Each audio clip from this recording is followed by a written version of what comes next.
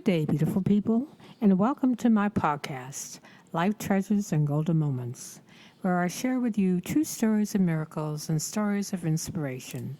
This is Natalie Silva. Today, I would like to share with you stories about the legacy of love and what legacy of love is in one's life and how it makes a difference. What is a legacy, really? It's something that is passed on, and it can take many forms. It may be one's faith, their ethics, or core values.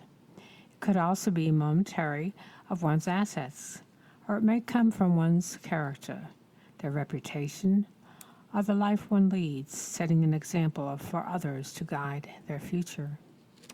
The first story I would like to share with you today is titled Legacy of Love, 65 Years in the Making, and the author is Lynn Payne. This last weekend, I attended a 65th wedding anniversary party that was full of joy, laughter, and light. It was a surprise party, and were they ever surprised? It is wonderful to see a family who gets along and truly loves one another. This love starts at the top. Frank and Dick, the patriarchs of the family, are two who got the most genuinely loving, nice people that I ever have met. They have a positivity of life that is incredible. Their 65 years has had its share of wonderful moments and challenging times, as anyone who has been married can attest to, even though the challenges they have tried and to find joy in life and not let these challenges keep them down. They keep going. A great example of this is that Dick is losing his eyesight and is close to being fully blind. Yes, this can be depressing at times, but he still finds spaces of joy and laughter in his life. He does not let this challenge stress him out.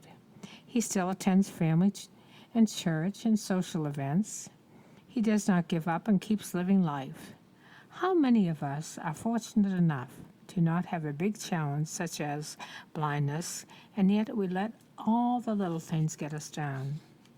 Why do we let stresses like being a few minutes late or standing in a long line at the store stress us out so much? Why do we give so much time, energy, and attention to all that little stuff? In the overall scheme of life, these stresses are not really that important. As the saying goes, if everyone put their problems in one pot, you would probably keep yours because you'd realize your problems are not so bad compared to others. Let's take a chapter from the book of Fran and Dick and live a happy, joyful life, sprinkled with all the challenges get thrown at us, and come out on the positive side of life. That truly would be a life fulfilled. Thank you, Oma and Ompa, for being such great role models on how to live a happy life filled with family, friends, and love. Thank you for showing us what a loving marriage should look like. Thank you for teaching us that family and friendship are so important to living a successful life. It is truly your greatest legacy and gift to this earth. And thank you, Lynn Payne, for your beautiful and touching story. The next story I would like to share with you is titled Grandma's Little Box of Gold, and the author is Jim Amon. When I was a little boy in grade school, I was very lucky. I lived in a small town and lived right across the street from my grandma and my grandpa. In the summer, when school was out, it was very quiet. We had no TVs, just radios with our weekend shows. Sometimes I would visit my grandma and watch her work. She was always cooking and cleaning. One day she said, "Jimmy, would you like to see my little box of gold?" I said, "Oh, yes, I am very excited." I was so excited. She took the box of gold down from the hiding place, and we put it on the table. The box was open, and I saw the gold she had collected. Inside were many gold items. Included were several gold rings, a gold watch, gold glasses and frames, a gold coin, and many, many teeth filled with gold fillings that she had collected over the years. I said, "Wow, wow, where did you find all this gold? It must be worth lots of money." After we looked at the gold, it was replaced in the box and put back into hiding. From time to time, we would get the box down and she'd review all the gold. Later, when I was in high school, we moved to a farm and I learned how to drive all the heavy farm equipment. Time passed and my grandpa died. Then later, my grandma passed away. I continued with my high school classes and school activities. One day in the summer, my mother said, "Jimmy, would you like to have Grandma's little box of gold?" I said, "Yes, oh yes, I would take good care of it, and I would not waste it." Because of the value of the gold, I rented a bank lockbox and hid the gold to keep it safe. I promised my mom and dad I would put the gold in a safe place and would only cash it if I needed the gold for a special need. The next year, after high school, I was talking to a farm boy who had moved to the big city of Wichita and was driving the Wichita City Library bookmobile, a large truck filled with books and driven throughout the city each day to offer the neighborhood's library service. I said to the farm boy, "Mason, how did you get that great job?" We talked, and Mason said, "You know, Jimmy, I need to be home in the summer to farm. Would you like to take the job for the summer?" I thought of all my expenses I would have to pay. Rent expense, food expenses, and I would have to buy a car too. Then I remembered Grandma's little box of gold that I could cash in if I needed to. I took the job in Wichita. The part-time job turned into a full-time job as Mason decided to farm full-time. I worked driving the truck several years. Then I decided I would like to attend college. I saved some money, but thought, how can I go to college full-time? Then I remembered Grandma's box of gold and went to college full-time. During college summers, I worked opening restaurants coast to coast for a large restaurant organization. During my third summer, I found the love of my life in Boston. I wanted to finish college and get married, but how could I afford that? Then I remembered Grandma's box of gold. Moving forward 10 years, my wife and I worked our way through college and both graduated. We were fortunate to find good jobs in the city. We had a little girl now age 6 years old, and we had purchased a nice home. Life was very good, and we were very, very happy. I decided to get Grandma's box of gold evaluated. I took the box to a business that evaluated and purchased gold. To my surprise, the box had a resale value of less than $200. I was surprised, as I always believed the value of the box of gold was so much more.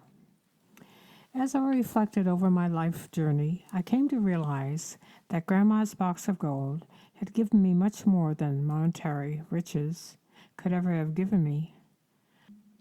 The decisions I made because of that treasured gift helped me to become successful and have a very happy life.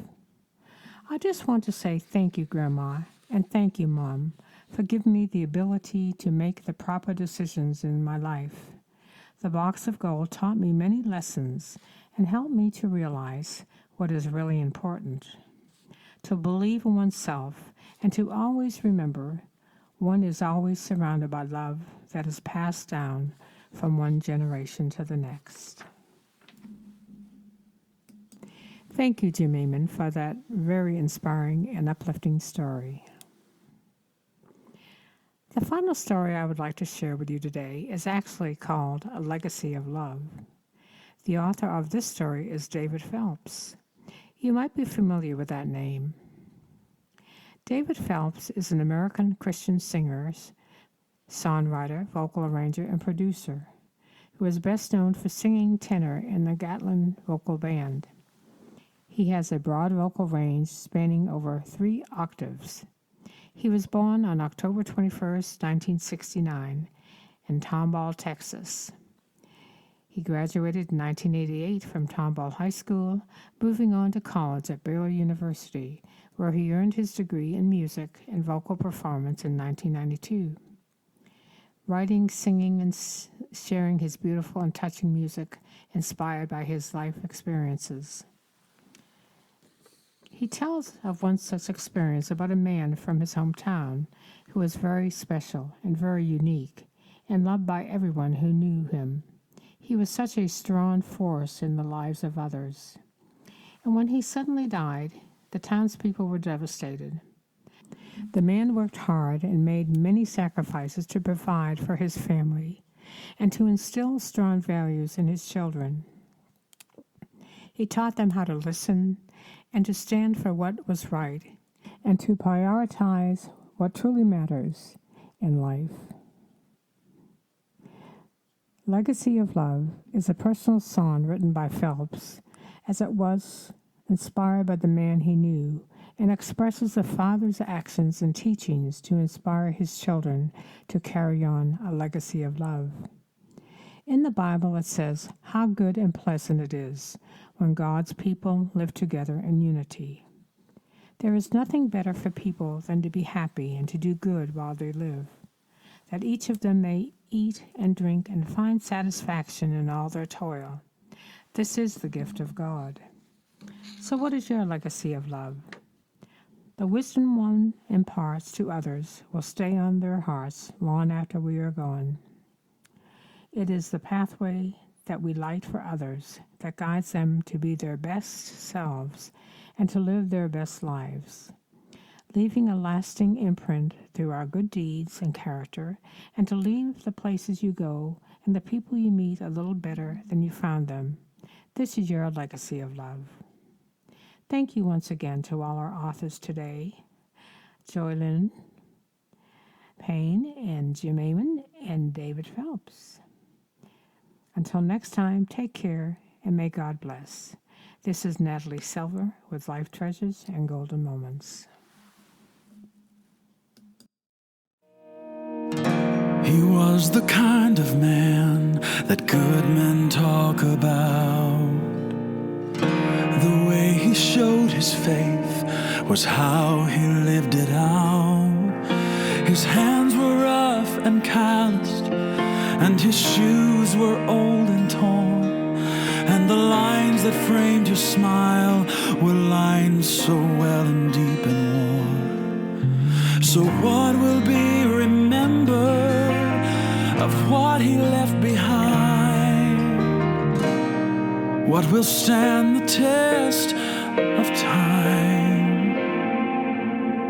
How to love your neighbor, how to love your wife, wrap your arms around your children and pray with them each night. Thank God for all the good things, 'cause the good things are enough. The ties that bind and leave behind a legacy of love.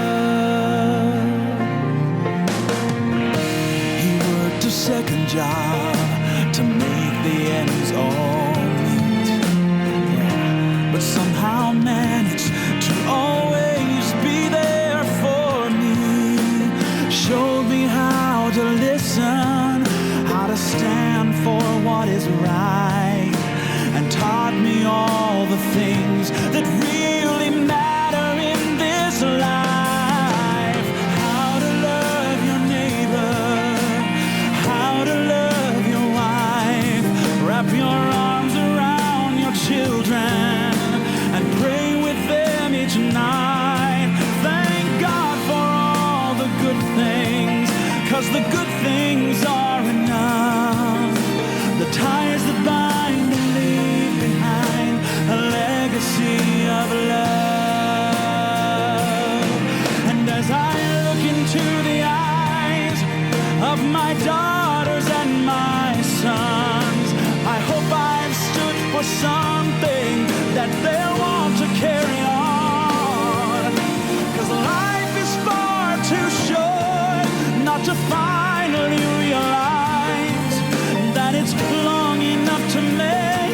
difference in someone's life.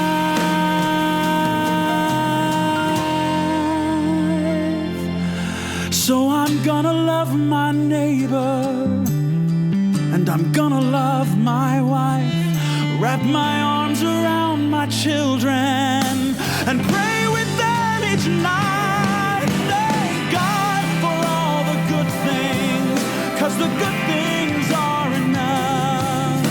The ties that bind